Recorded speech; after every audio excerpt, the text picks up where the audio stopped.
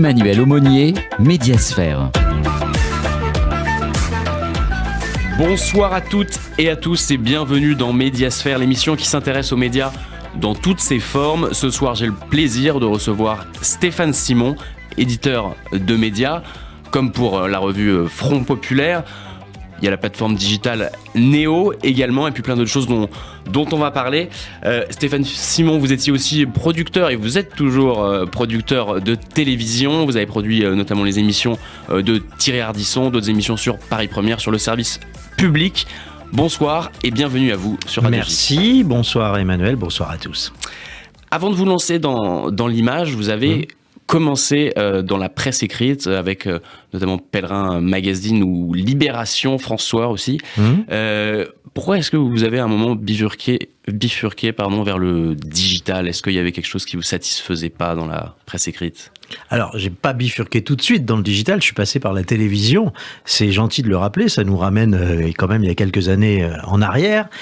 J'ai effectivement été pendant 8 ans journaliste de presse écrite jusqu'au titre de rédacteur en chef d'un magazine qui s'appelait Entrevue à l'époque et que je faisais avec Thierry Ardisson aussi et Alexis Kebas. Et c'est vrai que la télévision m'a naturellement attiré puisque quand on est jeune, quand on a 24, 25 ans, quand on a envie d'avancer, la télévision offrait de très belles opportunités, à la fois pour faire du reportage, il y avait plus de moyens, beaucoup plus. Bon, on parlait déjà de crise de la presse écrite quand j'y étais. C'est dire que c'est une crise qui n'en finit pas de se terminer. Et la télévision avait, je dirais, de très beaux jours encore à vivre, puisque j'ai changé de métier, en tout cas j'ai avancé, je suis devenu rédacteur en chef à TF1 en 1995, voilà. Donc vous avez vécu les dernières belles heures de la télévision. C'est ça, j'ai fait 2 décennies extrêmement agréables à la télévision. Avec un personnage, Thierry Ardisson, qui est emblématique il se trouve que j'ai beaucoup travaillé avec Thierry Ardisson, puisque j'ai travaillé avec lui pendant donc 20 ans. J'ai fait toutes ces émissions un peu emblématiques, sauf Tout le monde en parle, mais je faisais Rive droite, Rive gauche. J'ai fait ensuite Salut les Terriens, bien sûr, mais aussi le mythique dîner chez lui. C'était vraiment une idée que j'avais eue et que Thierry avait animé avec talent. Il se trouve que voilà, j'ai fait et eu beaucoup de plaisir à accompagner Thierry, mais j'ai fait aussi 82 émissions. En fait, je me suis amusé récemment à compter toutes les émissions qu'on avait produites. On en a fait 82 en 2 décennies, ce qui est pas mal, ce qui montre qu'on avait de la créativité, qu'on avait de l'envie et de la gourmandise, et que la télévision en avait aussi. C'est important. Proposer des projets à des chaînes qui n'ont plus beaucoup d'envie et d'appétit, c'est moins intéressant. Alors j'ai eu la chance de travailler avec Jean-François Zigel sur la musique classique, Guillaume Durand, Frédéric Tadei, Frédéric Becbédé, Philippe Besson, beaucoup de talent, quoi. Et ce qui est intéressant aussi dans votre carrière télévisuelle, c'est qu'il y a une volonté, on sent chez vous dans vos émissions, d'aller vers une création originale. Alors il y a eu la télé in situ, vous en parliez avec Thierry Ardisson, avec Paris Dernière aussi également. C'était vraiment votre motivation première quand vous arriviez pour créer une émission de télévision ? En fait, moi je fais partie de cette génération qui ont considéré que la télévision c'était pas juste un endroit où on gagnait de l'argent, c'était un endroit où on pouvait exercer une forme artistique de démarche, donc essayer de réinventer des choses. Et c'est vrai que j'ai pensé la télévision in situ et je l'ai un peu systématisé. L'idée était de dire, on va emprunter au code du cinéma, dans les lumières, dans la manière de faire, dans les travelling, dans l'écriture, on va emprunter au cinéma et amener ça à la télévision. Donc ça nous a permis de décliner le dîner chez Thierry Ardisson, une émission dans un cercle de jeu avec Becbédé, Fête foraine avec Frédéric Tadei et bien d'autres.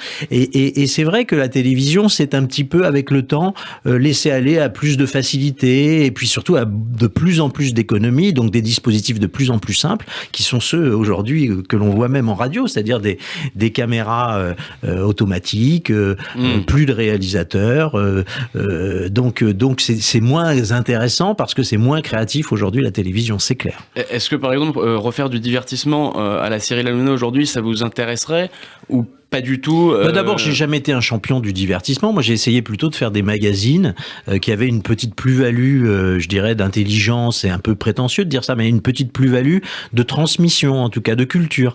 Moi, je suis un fils, petit-fils, arrière-petit-fils de prof, donc j'ai quelque chose de cet héritage familial. J'ai gardé le goût de transmettre. Vous voulez que les téléspectateurs ou l'audience, en tout cas, apprennent quelque chose. Oui, ça me semble important. Ça me semble important de ne pas oublier ce qu'a été la feuille de route de la télévision pendant très longtemps. Feuille de route que l'on a un peu moquée, parce que la télévision gaulliste, elle n'était pas simplement une télévision qui était aux ordres du pouvoir. C'était une télévision, il faut se souvenir des Rois maudits avec de Claude Barma, de toutes les pièces qu'il y avait en direct à cette époque. La télévision était vraiment un instrument aussi au service de l'éducation populaire. Et moi, ça me plaît, ça. Et après, il y a un autre secteur, lorsque vous avez entamé, justement, on en parlait, votre diversification, ouais. donc c'est-à-dire de la télé vers le digital, et vous avez produit un certain nombre de web télévision. Ouais. Je crois d'ailleurs que vous étiez un des premiers, ouais. C'était assez novateur à l'époque. Je sais plus quelle était la première, c'était celle de Michel Onfray. C'est celle de Michel Onfray, michelonfray.com. On a lancé la première web TV d'un philosophe, c'était une première mondiale, et preuve que l'on a eu raison de faire cette initiative, c'est qu'elle existe toujours, cette web télé, michelonfray.com, voilà, et elle a toujours 15 000 abonnés, de gens qui aiment écouter Michel Onfray, qui a le temps d'expliquer ce qu'il pense des sujets d'actualité, mais aussi des grandes questions existentielles, parce que il y a des tas de questions existentielles qui ne se posent plus à la télévision, le rapport à la mort, le rapport à la guerre, etc. Et on a besoin d'avoir ce type de média qui prend son temps et qui, je crois, c'était ce qui avait plu à Michel Onfray quand je lui avais proposé d'avancer ensemble sur ce projet-là. Je lui disais, il faut laisser le temps à la pensée. Quand on est à la radio, à la télévision, il faut que ça aille vite, vous le savez bien. Ici, ça obéit aux mêmes règles qu'ailleurs. On n'a pas beaucoup de temps pour développer sur une question. Eh ben, ce que j'ai voulu faire, moi, dans ces médias, qui sont des médias de niche, qui sont des médias pour des abonnés très exigeants, eh bien, c'est d'avoir le temps de l'explication, d'avoir le temps, parce que quand on écoute un podcast ou une vidéo sur ce type de médias, eh bien, rien ne nous oblige. Il y a pas de publicité. C'est pas un média d'accompagnement, c'est un média que l'on prend pour ce qu'il est, c'est-à-dire une pensée profonde, une pensée riche. Alors, il n'y a pas eu que Michel Onfray, il y a eu Natacha Polony qui a été transformée en Marianne TV. Tout à fait. Vous avez travaillé avec Yvan Rioufol, vous avez travaillé avec Elisabeth Lévy, oui. Avec Gilles-William Goldnadel. Tout à fait. Émeric Caron, qui est une petite parenthèse de gauche. Ouais. Et puis, du coup, moi, la question que je me pose quand je vois l'ensemble de ces personnages, c'est quelle est la stratégie. Vous l'avez dit avec Michel Onfray, vous avez dit le mot communauté. Ces gens-là vous intéressent parce qu'ils ont une communauté, parce que vous allez pouvoir vous adresser à un public que vous êtes capable de cibler, c'est ça ?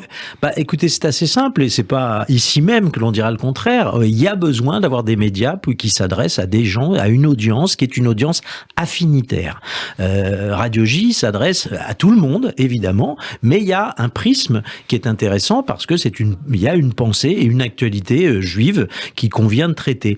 Et moi, c'est ça aussi que je fais avec mes web TV, c'est-à-dire que quand vous rappeliez la chaîne que j'ai lancée avec Émeric Caron, c'était une chaîne qui s'adressait à un public antispéciste, vegan, et ça me semblait aussi intéressant de servir cette audience-là. Avec Natacha Polony, il y avait l'idée d'une pensée un peu plus souverainiste de gauche, que l'on retrouve aussi chez Michel Onfray. En revanche, avec les autres éditorialistes que vous citiez, Gilles-William Goldnadel, André Berkoff, Yvan Rioufol, là on était plutôt sur une pensée un peu plus réactionnaire, on va dire, au bon sens du terme, et je trouve que finalement adresser des publics comme ça, c'est ce que ne font pas les médias mainstream qui s'obligent à une forme on dit souvent que c'est une forme de neutralité, ce qui est pas vrai, c'est pas du tout objectif, les grands médias, c'est une forme convenue de pensée, et je pense qu'il y a la place pour les autres. La web TV, vous faites aussi un pari extrêmement différent en termes de justement de rapport à la neutralité. C'est vous dites, on va cibler une seule personne qui va développer un point de vue, et après vous pouvez effectivement développer une autre web TV qui pense le contraire. Tout à fait. Mais la télévision ne peut pas faire comme vous, est obligée de faire s'affronter les différentes idées sur un même plateau. Moi je pense qu'on est sorti des médias mainstream, on est sorti de ces médias-là pour aller... malheureusement, on va dire la société française, c'est beaucoup communautarisé, on le voit bien tous les jours, l'actualité nous le rappelle, et je pense que les médias doivent épouser aussi ces émergences de phénomènes nouveaux, et je crois que c'est intéressant d'avoir des médias qui ne cachent pas leur jeu, en plus, qui disent ce qu'ils sont. Quand on fait Front Populaire, c'est clair, la baseline, c'est la revue et le site d'actualité des souverainistes, qu'ils soient de gauche, de droite, de nulle part et d'ailleurs, mais c'est l'actualité vue par les souverainistes. Voilà. Vous pensez que l'avenir des médias, plus largement, si on sort de la télévision, même des médias en général, c'est la niche ? Je pense qu'il y a une place pour la niche. Je dis pas que tout va devenir de la niche. D'ailleurs, le terme n'est pas très beau. Mais il se trouve que je pense qu'il est important, oui, de laisser la parole à des gens qui n'ont pas nécessairement, d'ailleurs, la parole dans les grands médias. Ou une parole qui est... Vous avez vu, par exemple, Michel Onfray, quand il est reçu sur une télévision de service public, en général, on lui met 2-3 snipers dans les gencives et on essaye de lui casser la gueule en direct. Je trouve que c'est pas des manières. Voilà, quand on est la télévision de service public, on doit être d'une certaine forme de respect de tous les points de vue. Moi, ce que je fais, c'est que je respecte tous les points de vue et je leur donne un média à chacun. Enfin, j'essaye, je fais évidemment pas, je sers pas tout le monde, c'est beaucoup plus compliqué que ça. Mais j'aimerais, et c'est ma feuille de route dans les années à venir, arriver à faire de plus en plus de médias comme ça, de communautés. Il y a un média que vous avez lancé il y a 2 ans et qui connaît un très grand succès, puisque vous me disiez tout à l'heure qu'il y avait plus d'1 milliard de vues, c'est Néo. Alors Néo, oui. Néo, c'est un média 100% vidéo qu'on voit sur tous les réseaux sociaux, qui a pour ligne la positivité, l'enracinement, le patrimoine. C'est un média qui parle des territoires, des gens qui la composent et qui donne un peu la parole à la France périphérique. Et ça marche très très bien. Il se trouve qu'on a lancé ça effectivement il y a 2 ans, qu'on approche là du premier milliard de vues, ce qui nous met à un rythme de 70 millions de vues à peu près par mois en ce moment. C'est effectivement assez spectaculaire. C'est bien supérieur à vos objectifs initiaux, je crois. C'est ce que on est allé plus vite que prévu et on est extrêmement content. Il se trouve qu'en plus on arrive, on est les derniers arrivés sur le marché, puisqu'il y avait devant nous, il y avait Brut, il y avait Combini, il y avait Loopsider, il y avait Agi+, il y avait France TV Slash, etc.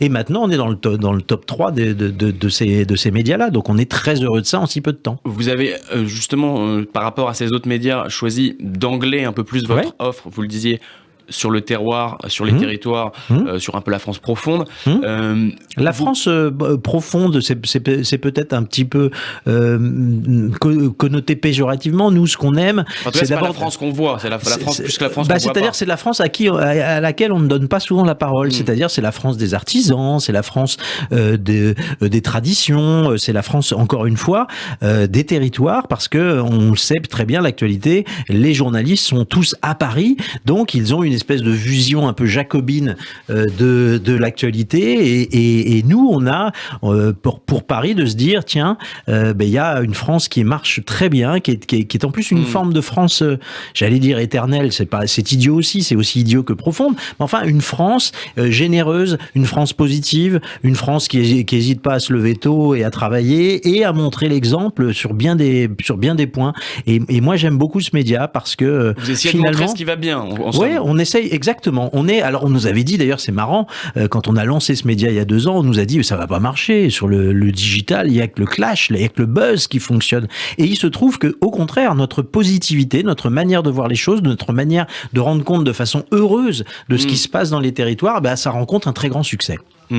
Et alors sur Néo justement, pour expliquer un petit peu à l'auditeur ce que vous proposez, donc ce sont des vidéos assez courte pour le moment, 3-4 minutes, entre 3 et 10 minutes, il y a quand même des choses plus longues, et d'ailleurs on va de plus en plus aller vers des formats longs.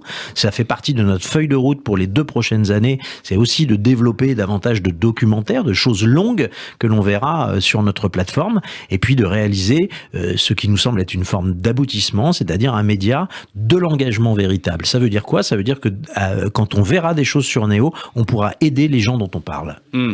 Et alors, il y a aussi un Néo marche tellement bien que vous allez lancer une petite sœur. Vous êtes bien informé. Oui, vraiment, je me demande qui m'a donné ces informations. Et ça serait un média donc un peu plus qui s'adresse aux femmes, c'est voilà, ça? alors on va pas faire un néo féminin, on va faire un média féminin, voilà, mais qui aura comme point commun avec Brut, avec Combini, avec tous ces médias-là, d'être 100% vidéo sur les réseaux sociaux. Voilà. Alors, on va se mettre au point la ligne éditoriale, on va travailler, on va recruter d'ailleurs beaucoup de journalistes. Donc, je passe cette petite annonce, j'en profite. Hein. Voilà, il se trouve qu'on va bien structurer cette offre-là, et en 2023, Néo va avoir une petite sœur, effectivement. Donc, lancement en début 2023 2023, absolument. Alors, parmi les multiples sociétés dont vous vous occupez, il y a d'autres activités. Il y a Red Velvet qui existe toujours ouais. dans le captation de spectacles vivants. Tout à fait, avec Alexis Trégaro, c'est lui qui est l'opérateur vraiment de cette société. On a fait une dizaine de spectacles déjà, on a produit ou coproduit une dizaine de spectacles. 10 ans après, par exemple, Affaire suivante, qui est une adaptation d'une émission de France Inter qui existe. On a fait Pierre et le Loup avec Alex Vizorek. On a fait beaucoup de choses et j'en suis très reconnaissant à Alexis d'avancer sur le spectacle vivant, qui est pas simple. Hein. C'est vraiment une période qui est difficile. Il faut rappeler aux gens qu'il faut aller voir du théâtre. Il faut aller au théâtre. C'est important parce que il y a tout un pan de notre économie et de notre savoir-faire. C'est un grand pays, la France, pour ça aussi. C'est un pays de culture et c'est important de soutenir la culture en allant au théâtre. Alors, vous êtes aussi un artisan dans le documentaire. Je me reconnais que cela. Je suis un artisan. Vous avez bien raison de le dire. Je suis pas du tout comme j'ai des camarades dans mon métier de producteur de télévision qui sont devenus des grands industriels de la télé et qui sont aujourd'hui à la tête de multinationales. Stéphane Courby, par exemple. Stéphane Courby, Pierre-Antoine Capton. Ce sont des garçons pleins de talent et qui ont réussi à faire quelque chose que je suis absolument incapable de faire, c'est-à-dire de construire un empire. Moi, j'aime la petite boutique. Voilà. Alors vous avez donc une autre petite boutique, c'est Outside Film, et donc là c'est fiction documentaire, c'est ça? Oui, c'est avec cette petite boutique qu'on a fait par exemple Mia et le lion, qui a été un très beau succès, qui racontait l'histoire d'une petite fille qui grandissait avec un lion, et on fait effectivement entre 5 et 10 documentaires par an. Et alors il y a une autre boîte que j'ai notée. Ah, vous avez pris du beaucoup temps. de notes, hein, c'est Edith Paris, c'est ça? Alors Edith ça Paris, existe encore? non, ça n'existe plus. Mince, L'idée. Alors pourquoi ça n'existe plus? Eh ben parce que Lydia Cali, qui était l'animatrice de cette boîte, a trouvé que ça se développait pas assez vite et on a préféré arrêter quand ça marchait encore un petit peu. Vous savez, quand vous êtes chef d'entreprise, votre ambition c'est de lancer des initiatives et de savoir les arrêter. Voilà, c'est pas la peine de creuser. C'est comme en bourse, hein. Mais c'est ça. Et puis moi, vous savez, les faillites, je touche du bois. Je connais pas, c'est-à-dire que j'ai su arrêter les initiatives qui fonctionnaient pas. Edith Paris, c'était à partir d'une idée très généreuse qui était de dire on va regrouper les petites boutiques, les petits artisans de la production comme ça, et on va présenter leur catalogue et on sera pas comme ça aux mains des multinationales de la télévision.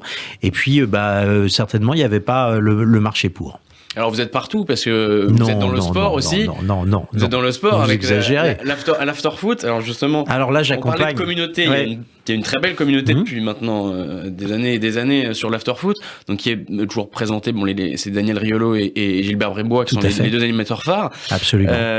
Et donc vous avez édité une revue, c'est ça? Oui, je suis allé voir Daniel Riolo et Gilbert Brébois en leur disant ce serait formidable que l'on fasse ensemble un MOOC de foot, c'est-à-dire moi je sais que dans votre million de fidèles, et il y a forcément des gens qui ont envie de prolonger vos débats, qui sont captivants, mais parfois un petit peu secs, avec de l'analyse, de la réflexion, quelque chose d'un format un peu plus long.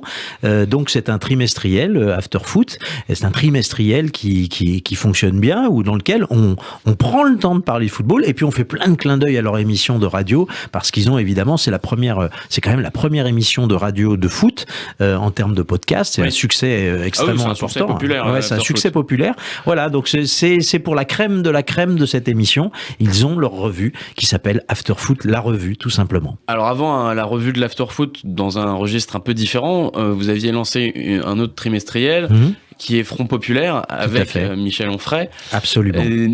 Là aussi, c'était un pari assez osé. Oui, vous pouvez le dire.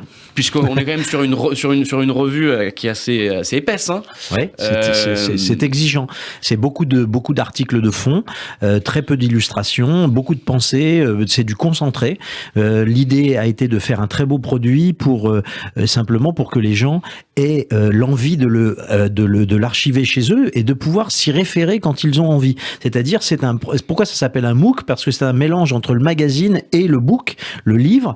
Et si vous voulez, l'idée c'est pas de traiter l'actualité à chaud. Ça, on le fait sur la plateforme frontpopulaire.fr. Tous les jours, il y a entre 7 et 10 contenus et des interviews et de la vidéo avec un nouveau service là qu'on a lancé qui s'appelle FP+, qui est une web TV souverainiste. Mais la revue, elle, c'est de la condensée, c'est du condensé de pensée. C'est quelque chose de référent. Et je dois dire que depuis 2 ans, on a fait déjà 10 numéros. Ça fonctionne très bien. On a à peu près 80, 100 000 personnes qui viennent et qui achètent cette revue, et on est à chaque fois avec Michel toujours très très heureux que les gens viennent nous voir en nous disant bravo parce que vous avez fait quelque chose qui n'existait pas. Vous avez sorti d'abord ce mot souverainiste de l'ornière idéologique dans lequel il était, parce que très souvent c'était souverainiste, ça voulait dire quasiment extrême droite. Hein. Or, être souverainiste, c'est simplement vouloir être souverain chez soi. Quand vous avez envie de changer le papier peint, de chez vous, vous n'avez pas envie de demander au syndic la couleur de votre papier peint. C'est ça, le souverainisme en politique, c'est simplement vouloir décider pour soi-même. Et donc on a montré, et d'ailleurs vous avez vu à quel point la crise Covid et aujourd'hui la guerre en Ukraine donnent raison à tous ceux qui ont dit le souverainisme est nécessaire. On ne peut pas vivre dans un monde complètement globalisé si on ne respecte pas les États-nations, on va au-devant de catastrophes. On l'a vu au moment du Covid, on fabriquait plus rien. On fabriquait plus de Doliprane, on fabriquait plus de thermomètres, on n'avait plus évidemment pas de tests, on n'avait pas de masques, on n'avait rien. Si on avait été un tout petit peu souverain, c'est-à-dire en fabrication de tous ces produits, on n'aurait pas connu la crise que l'on a connue, c'est une évidence. Vous êtes souverainiste vous-même ? Je dois dire qu'à force de faire et à force de dire, oui, je pense qu'il est urgent, nécessaire que la France retrouve la nécessité de sa propre production et de son autonomie. Moi, vous savez, je suis parti, comme je vous le disais, d'une grande lignée de profs qui avaient la politique au cœur et qui avait aussi la France au cœur, puisque c'était une longue lignée d'hussards noirs de la République. Et donc, c'est familialement... Donc plutôt ancré à gauche. Plutôt ancré à gauche, bien sûr. Moi, je viens de la gauche, hein, évidemment. Et il se trouve que je trouve que ces belles idées que portait Jaurès, que portait Clémenceau ou d'autres, qui étaient de dire on a besoin d'un État fort, on le voit bien aujourd'hui. Et force est de reconnaître que cette déliquescence de l'État, elle rend malheureux les Français. Aujourd'hui, encore une fois, moi, je suis très triste de voir que mon pays, quand j'étais étudiant, par exemple, il exportait sa politique agricole, enfin, ses produits agricoles, il l'exportait. Aujourd'hui, la France vit en dépendance. Et vivre de plus en plus en dépendance, c'est exactement ce qu'il faut pas faire quand on veut être un grand pays. Et c'est pas ici, encore une fois, que je dirais que la nécessité d'être souverainiste, c'est quelque chose de bien. C'est bien pour Israël, c'est bien pour la France. Ce souverainisme, justement, dont vous dites vous-même que vous vous êtes laissé un petit peu porter, enfin en tout cas convaincre par ce souverainiste, ça vous a aussi valu beaucoup de critiques. Bien sûr. Michel Onfray également. Tout à fait. Et donc il y a beaucoup de personnes dans les médias, dans la sphère politique, qui peuvent accuser Michel Onfray et vous par ricochet, d'être dans une espèce de combat culturel, un peu gramscien avec l'hégémonie culturelle, on va conquérir le pouvoir par les idées. Est-ce que vous assumez d'utiliser les médias comme un outil de combat culturel? Alors on peut enlever le terme combat si vous déplaît, mais... Moi je vais vous dire d'abord, je suis toujours gêné quand il y a des gens qui se plaignent que des médias indépendant, parce que voilà bien une chose que l'on revendique, c'est notre indépendance. Et voilà. Donc nous, on ne demande pas d'argent public pour faire nos médias. On les fait, et s'il y a un public s'il y a des abonnés on vit, sinon on ferme. Alors, je ne vois pas déjà au nom de quoi on peut se plaindre que des initiatives privées comme ça existent. Je vois bien ceux qui se plaignent et qui essayent de diaboliser, que ce soit Michel Onfray, moi, d'autres, peu importe. Eh bien, ces gens-là, c'est de la graine de fascistes en vérité. Ce sont des gens qui souvent sont à l'extrême gauche, mais n'ont pas envie de diversité, n'ont pas envie de liberté d'expression, n'ont pas envie que puissent s'exprimer les uns ou les autres. Or, je suis désolé, c'est un droit fondamental de la Constitution française. Il faut se rappeler aussi de la Déclaration universelle des droits de l'homme, la liberté d'opinion. On a le droit d'avoir des opinions, quand bien même elles choquent certaines personnes. Et c'est très important. Vous aimez ça quand même, choquer. On a envie de dire, plus ça choque, plus vous avez le sentiment d'être dans la bonne direction. Non, pas du tout, parce que vous voyez, pas faire mal aux gens. Vous rappeliez l'initiative et l'expérience de ce média Néo, qui est un média de la positivité, qui ne choque et ne cherche pas le buzz. On ne cherche pas le buzz à tout prix. On cherche simplement à poser sur la table des arguments qui font avancer le débat d'opinion, qui font avancer le débat des idées. Moi, c'est ça mon combat. C'est un peu le combat, je dirais, de cette famille d'instituteurs qui avait envie simplement de faire comprendre des choses, de partager de la connaissance, de l'information. C'est notre richesse d'avoir ça. Est-ce que vous trouvez que c'est plus facile, ou en tout cas que c'est le meilleur outil, celui que vous utilisez, c'est-à-dire le digital, la web télé, la communauté? On sait qu'avant, on va dire dans les années 90-2000, quand on voulait dire quelque chose d'un peu choquant ou transgressif, le plus facile c'était la maison d'édition, publier un ouvrage. Aujourd'hui, c'est moins le cas. Est-ce que vous pensez que l'espace de liberté d'expression, il est dans les médias que vous investissez ? Je pense que la liberté d'expression, c'est vrai, pour l'instant, elle est plutôt sur le digital. C'est vrai, comme je vous le disais, vous êtes libre sur le digital de faire le format que vous voulez. Alors après, attention, jusqu'à quand ? Aujourd'hui, on voit bien que il y a des GAFAM qui commencent à shadow-banner, comme c'est un terme barbare, mais ça veut dire empêcher de rayonner, finalement, mettre une ombre sur un média. Ça existe déjà. Donc il faut se méfier de trop d'enthousiasme. Mais encore une fois, je pense qu'aujourd'hui, on est plus libre de défendre des idées sur le digital que sur la télévision publique ou même sur les grandes télévisions commerciales. Oui, c'est vrai. Alors vous êtes aussi, vous prenez de plus en plus position sur des sujets parfois très clivants. Par exemple, dernièrement avec Michel Onfray, dernièrement, ça fait quelques temps quand même, mais sur l'Arménie. Bien sûr, pour nous, c'est un pays qui est éminemment en danger actuellement. On comprend pas très bien pourquoi la communauté internationale tourne le regard. C'est très grave ce qui se passe là-bas. Il y a eu la guerre en 2020, en novembre 2020. Avec Michel Onfray, on est allé sur place. On en a fait un documentaire qui s'appelle Arménie, un choc de civilisation. Aujourd'hui, les hostilités ont repris. On se demande bien pourquoi.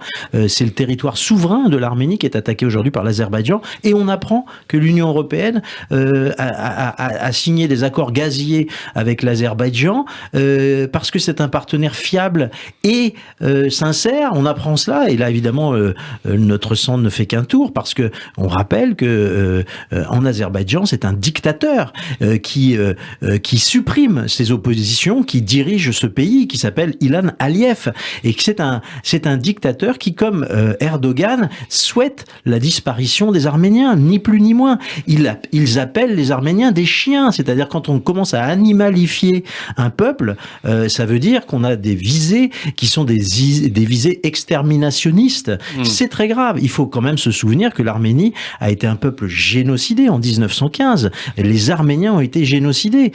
Ça a inspiré d'ailleurs beaucoup Hitler. Il faut se souvenir de ça.